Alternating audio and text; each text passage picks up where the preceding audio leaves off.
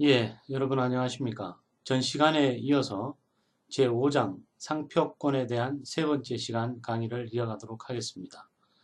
앞서서 상표권에 대한 정의에 대해서 여러분들께 말씀을 드렸는데요.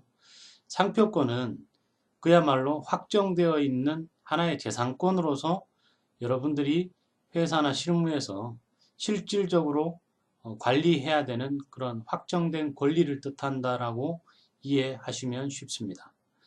앞선 시간에 상표권에 대한 기본적 개념과 내용에 대해서 살펴보았고, 이번 시간에는 세 번째 시간으로 최근에 이슈가 되고 있는 진정상품에 대한 병행 수입 제도와 기타 상표권에 대한 이전과 공유, 분할 등 이런 내용들에 대해서 살펴보도록 하겠습니다.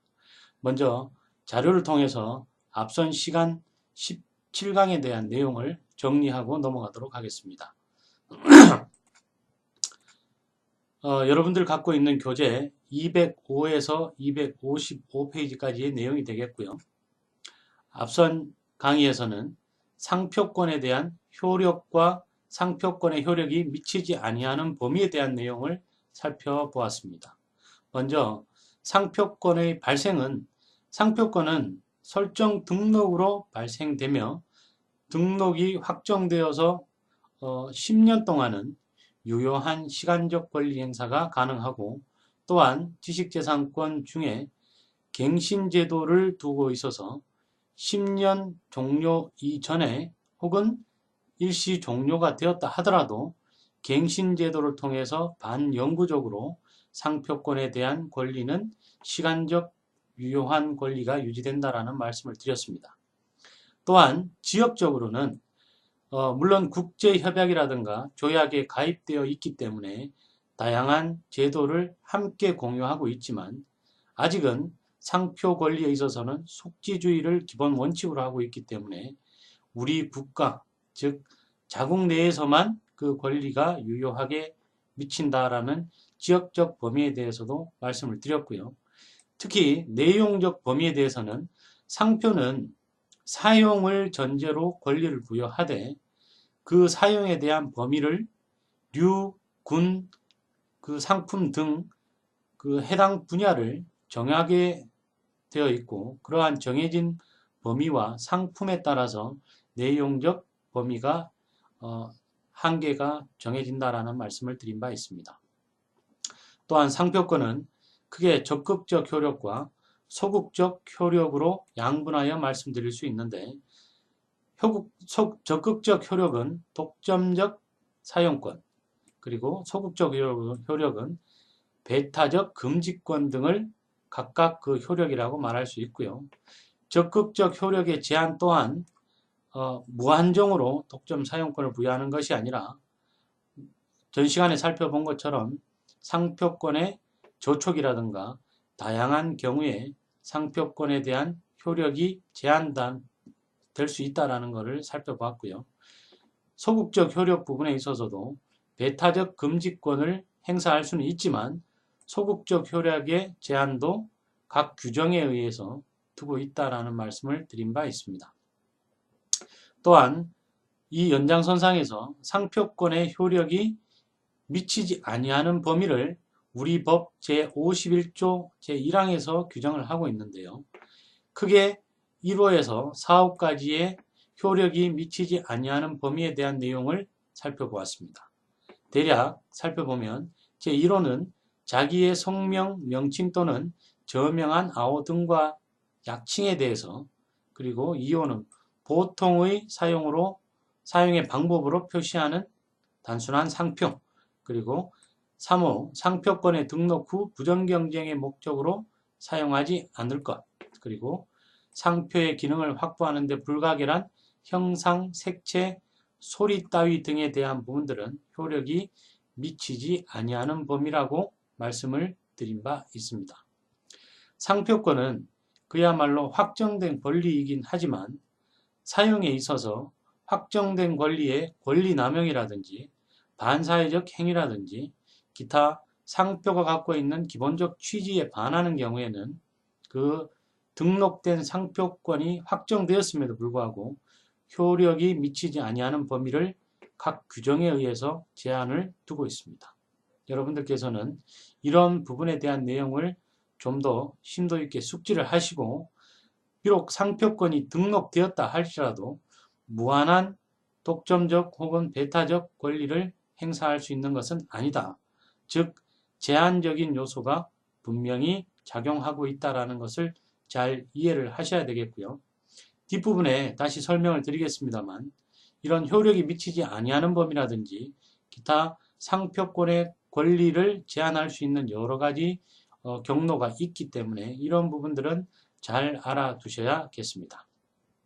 자, 그러면 이번 시간에는 진정상품 병행 수입 제도에 대한 내용을 중심으로 살펴보도록 하겠습니다.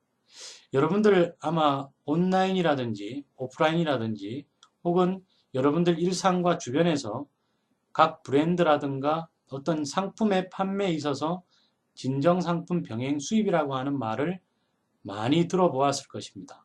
쉽게 말하자면 우리나라와 타국에서 존재하는 그런 진짜 제품들을 타국에서 이해관계 없는 사람이 취득을 한 이후에 무역 절차에 의한 적법한 신고를 하고 국내로 들여온 이후에는 국내의 상표 권리자 내지는 이해관계인의 허락을 득하지 않고도 상품을 판매하거나 처분할 수 있는 그런 내용이 바로 병행 수입 제도가 되겠습니다.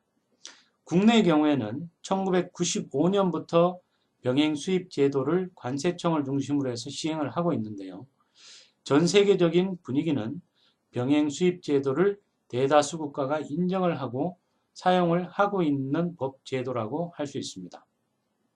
물론 진정상품 병행 수입은 말 그대로 진정한 상품, 즉 정품 혹은 가짜 제품이 아닌 실제로 권리자가 적법한 절차와 내용에 의해서 만들어진 제품을 취득하는 것을 기본으로 해서 무역 절차에 따른 신고와 각종 수입 절차를 준수하면서 국내에 들어와서 자기 나름대로의 유통과 판매를 할 수 있는 그런 내용이 되겠습니다. 자료를 중심으로 살펴를 보겠는데요. 최근에 해외 구매 대행이라든지 직구라고 하는 해외 직접 구매라고 하는 제도가 활성화되면서 이 진정상품 병행 수입 제도에 대해서 굉장히 많은 관심과 사회적인 폭발적 증가 현상을 보여주고 있습니다.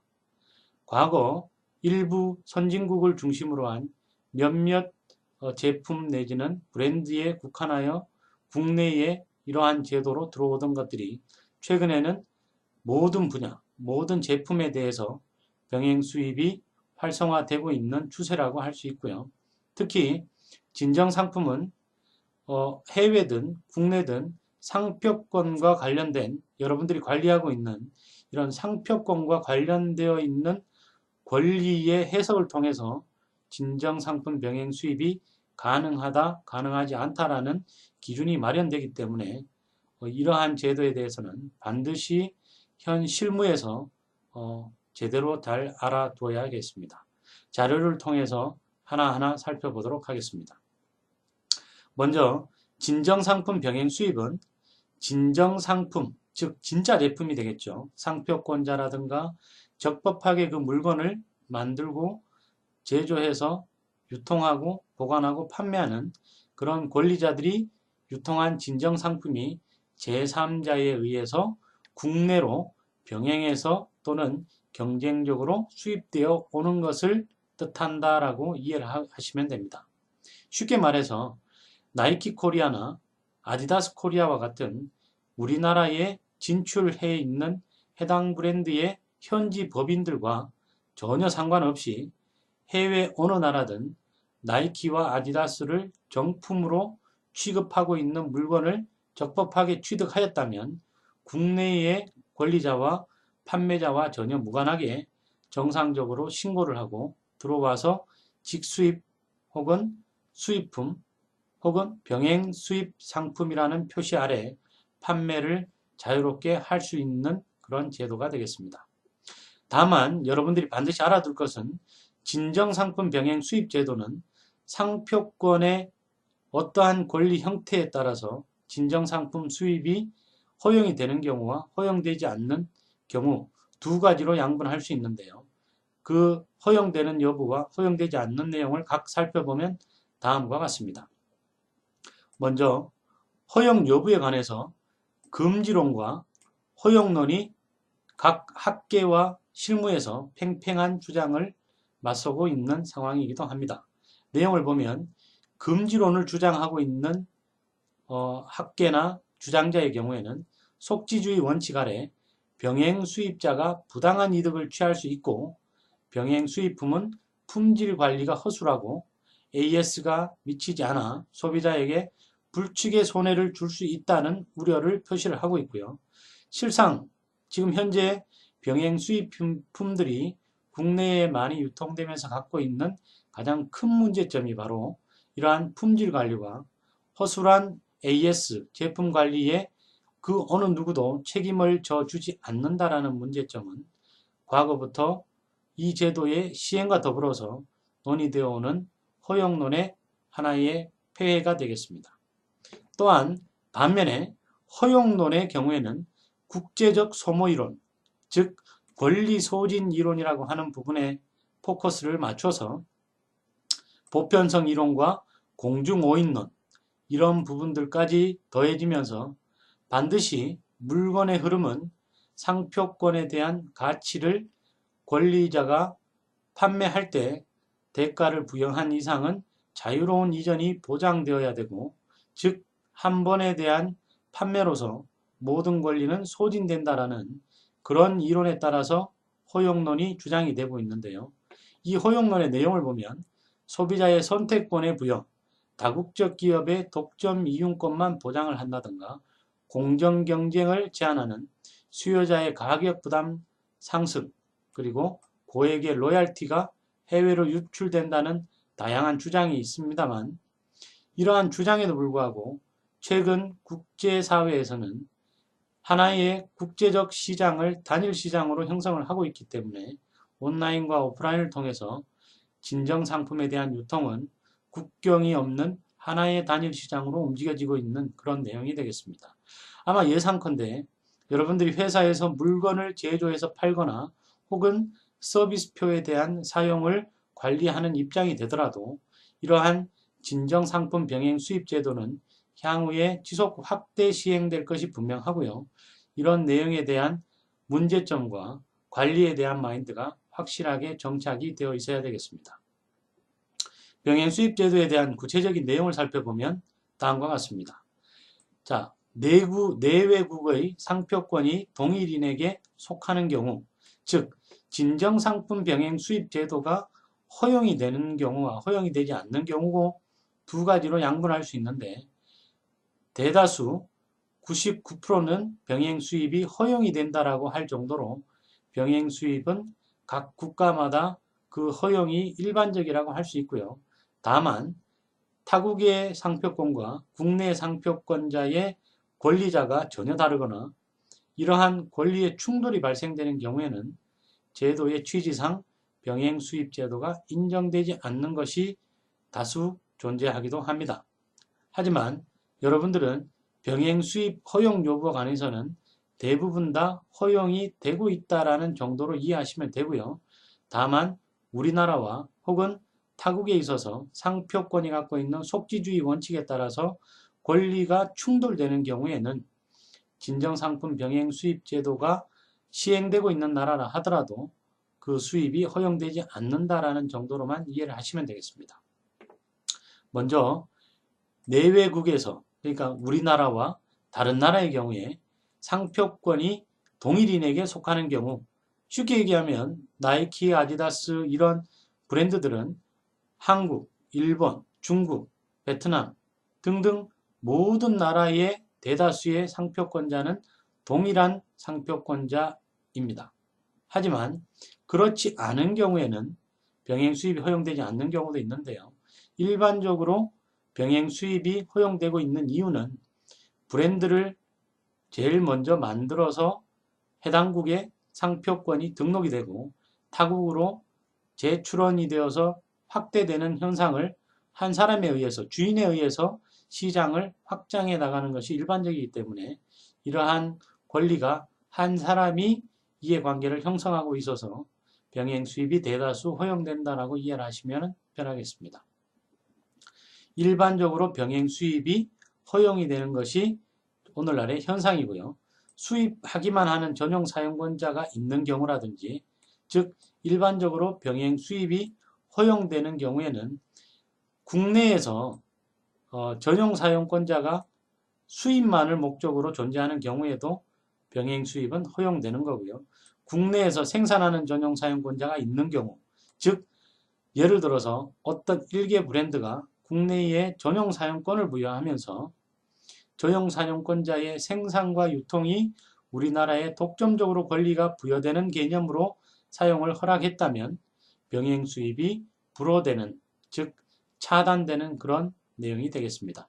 단 품질 차이라든가 출처가 다를 시에는 판단을 달리하는 부분들도 있기 때문에 이러한 부분들은 관세청에서 병행 수입 허용 여부에 대한 검색 서비스를 잘 활용하시면 국내에 해당 상표의 병행 수입이 허용되는지 허용되지 않는지를 확인하실 수 있습니다.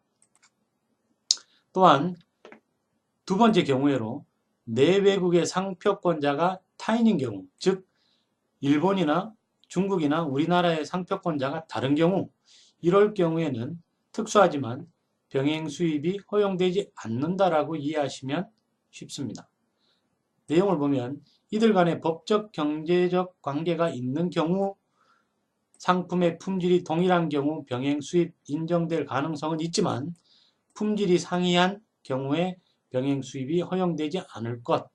좀 어렵죠? 쉽게 말해서 해외의 상표권자와 국내 상표권자가 다른 경우에도 모든 것들이 허용되지 않는 것은 아니고 이해관계나 경제적 관계가 있는 경우에는 허용될 수 있는 여지도 있지만 일반적으로 허용되지 않을 수 있는 경우가 더 많다라고 이해를 하시면 되고요. 내외국의 상표권자가 전혀 별개인 경우, 정말 중국에 있는 권리자와 한국에 있는 권리자, 국내의 상표를 예를 들면 에비스와 같은 청바지 브랜드로 유명하죠. 캐주얼을 전문으로 하는 에비스와 같은 브랜드는 일본의 상표권자와 한국의 상표권자, 중국의 상표권자가 각각 다르기 때문에 해당국의 제품이 국내로 수입될 수 없는 병행 수입 제한 상표에 해당이 됩니다. 따라서 속지주의 원칙이 적용되어 병행 수입이 불가하다. 즉 정리하면 병행 수입 제도는 대다수의 오늘날 국가들이 인정을 하고 있는 제도이지만 상표권의 동일과 다른 유무에 따라서 해당국으로의 병행 수입이 제한되거나 허용될 수 있는 것이라고 이해를 하시면 되고요. 특히 상표권자가 다를 경우에도 이해관계나 경제적 결연관계가 성립되는 경우에는 상표권의 권리자가 다르다 할지라도 국내로 수입이나 병행 수입이 허용될 수 있는 여지가 있다는 것을 이해를 하셔야 되겠습니다.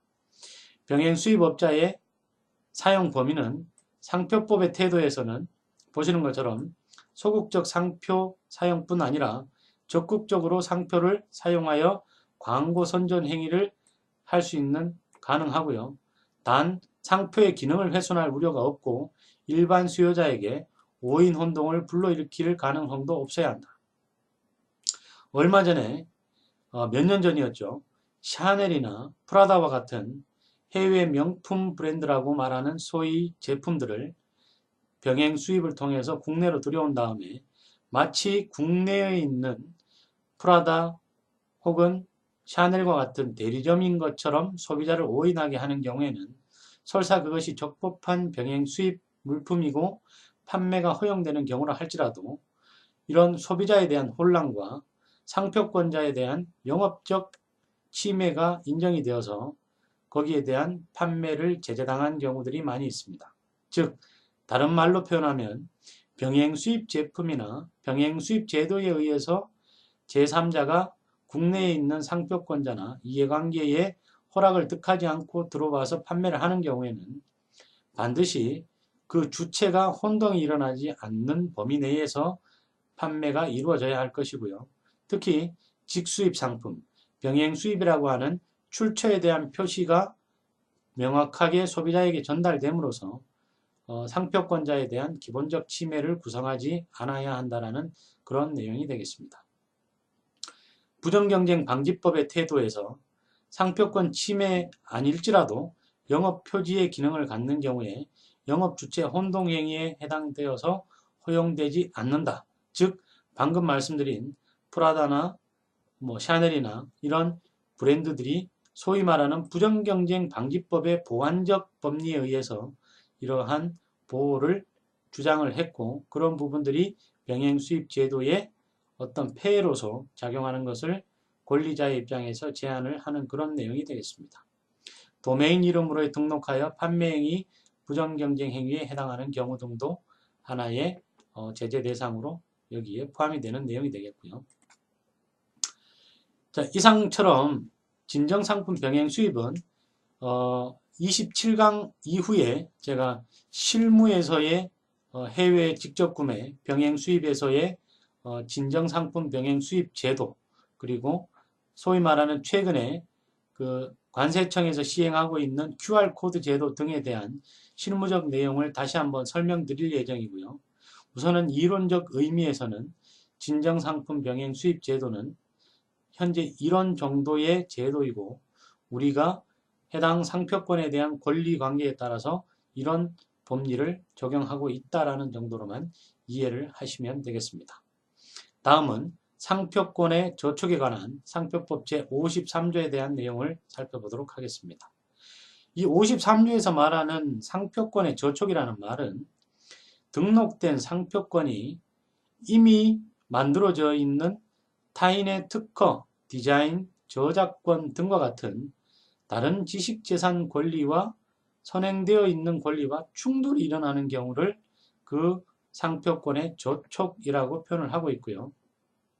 내용을 보면 쌍방 충돌 관계가 형성이 되면서 상표권의 적극적 효력을 제한당하는 그런 내용이 바로 상표권의 저촉이 되겠습니다. 적용의 요건은 우선 나와 혹은 등록된 권리자와 타인 간의 것이어야 하고 타인의 권리 즉 특허, 실용, 신안, 디자인, 저작권 등이 선행하는 것일 것, 먼저 사용되었거나 등록되었거나 이미 상품으로 뭔가 사회에서의 선행하는 부분들이 있을 것입니다. 또한 등록상표의 사용일 것, 즉 등록상표와 동일해야 되겠죠. 상표의 사용 상태에 따라 권리의 저촉이 있을 것, 동일 상품이라든가 영업이라든가 각종 충돌 지점에 대한 부분들이 이에 대한 내용이 되겠습니다.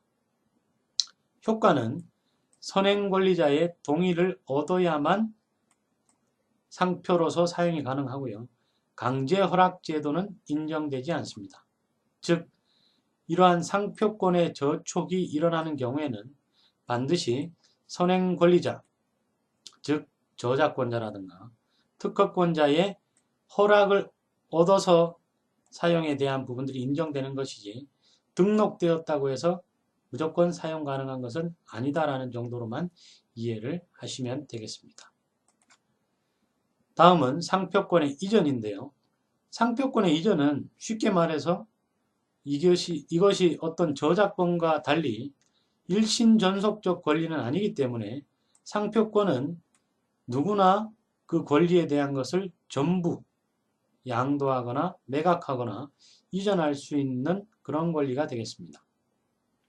다만 저작권과 같이 저작인격권과 같은 것은 설사 저작재산권이 타인에게 양도되었다 하더라도 인격권 자체를 양도할 수는 없는 것으로 이해를 하시면 되고요. 상표권은 그야말로 경제적 권리에 대한 내용이기 때문에 전부 양도와 매각 이전이 가능하다라는 내용을 이해를 하시면 되겠습니다. 내용을 보겠습니다. 상표권의 내용의 동일성을 유지하면서 그 소유 주체만을 교체하는 것이 상표권의 이전이라고 할 수 있습니다.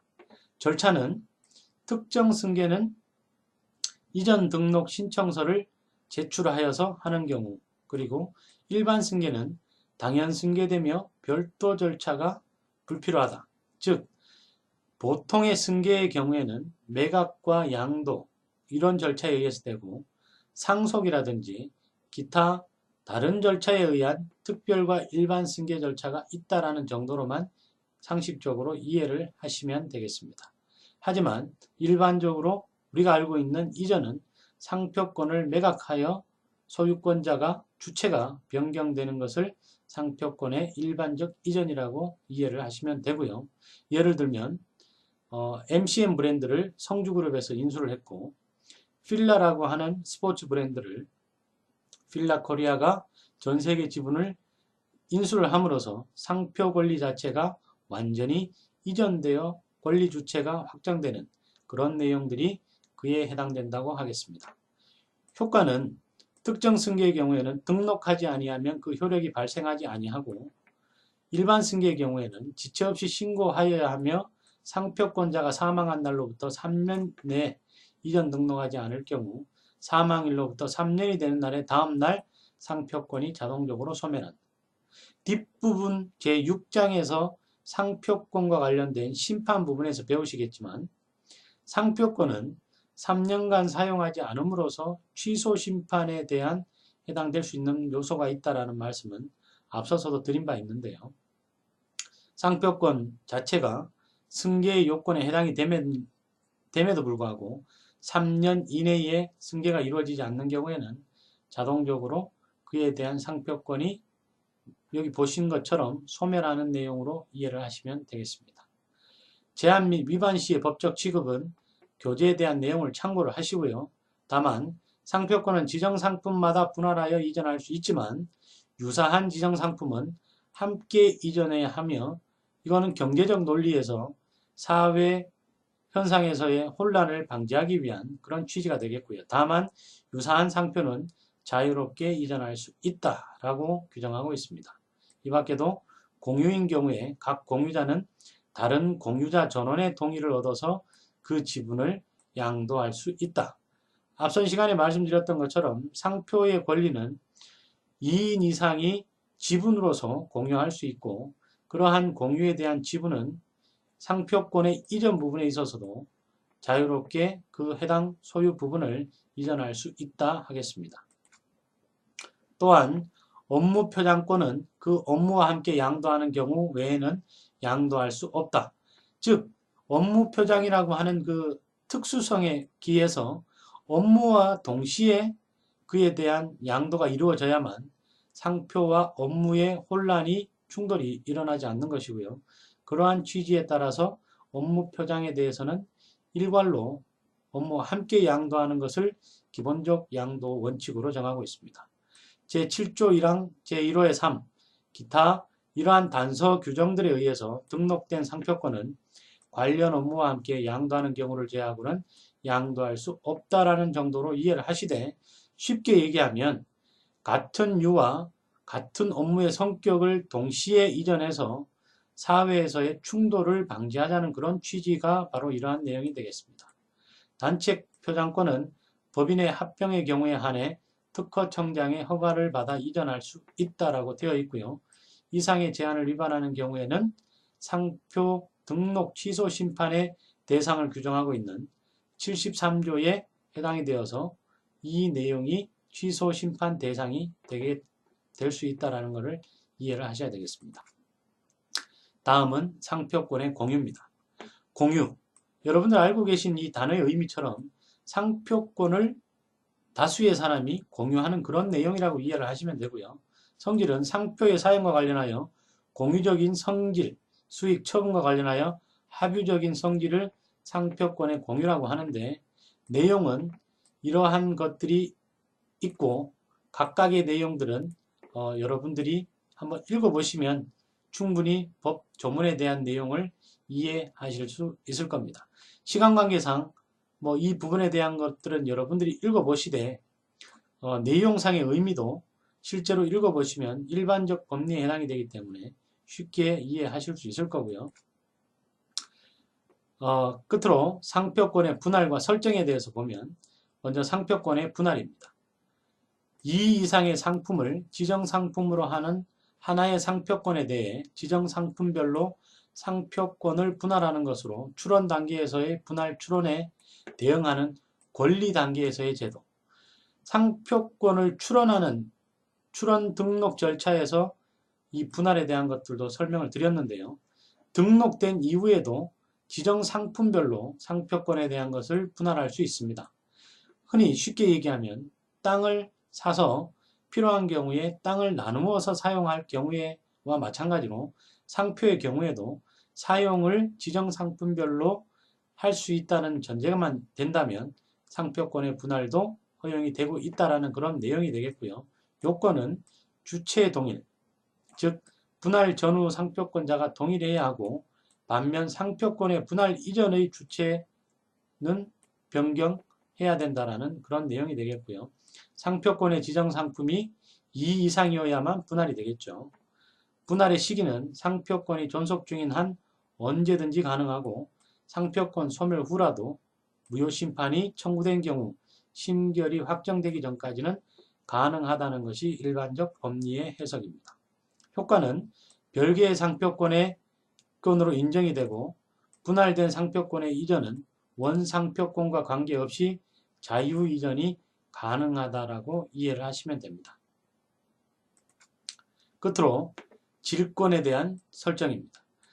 흔히 최근에 우리 상표권에 대한 중요성이 온 영역에서 일반적 사회에서 많이 중요시되면서 이 재산적 가치에 대한 부분들을 질권으로 설정하고 금전적인 가치로 활용하는 경우들이 많이 생기고 있는데요.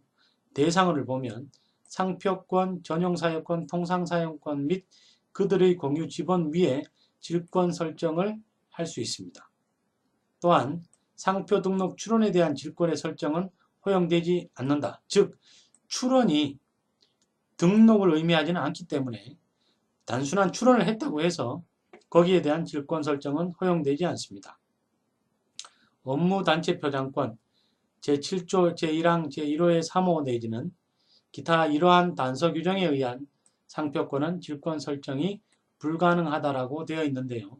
앞서 말씀드린 업무와 단체 표장권에 대해서는 그 표장의 성질상 질권의 설정을 허용하지 않는다라고 이해를 하시면 되겠습니다. 또한 설정의 효력은 우선 변제가 가능하고 질권은 상표권의 사용에 대하여 받을 대가나 물건에 대하여도 행사가 가능하며 단 그 지급 또는 인도 전에 이를 압류해야 한다라고 규정을 하고 있습니다. 상표권이라고 하는 무형의 재산이 이제는 재산적 가치의 평가를 통해서 담보적 성격의 질권으로서 작용을 하고 있고 이러한 질권은 어떠한 경우가 발생이 된다면 압류라든지 기타 물건에 대한 처분 행위도 동일하게 이루어진다는 것을 이해를 하시면 되겠습니다. 질권자는 당해 등록 상표를 사용할 수 없으며 설정자가 이를 사용하는 것이 그 설정 취지의 기본적 내용이 되겠습니다. 자, 여러분들 상표권 제5장에 대한 세 번째 시간으로 계속 살펴보고 있는데요. 다음 시간에도 상표권에 대한 기본적 그 내용에 대해서 19강과 20강까지 이어서 살펴보도록 하겠습니다. 오늘 대단히 수고하셨고요. 상표권에 대한 내용 굉장히 중요하니까 여러분들 상표권 개념에 대해서 잘 이해를 하시기 바라겠습니다. 다음 시간에 뵙겠습니다.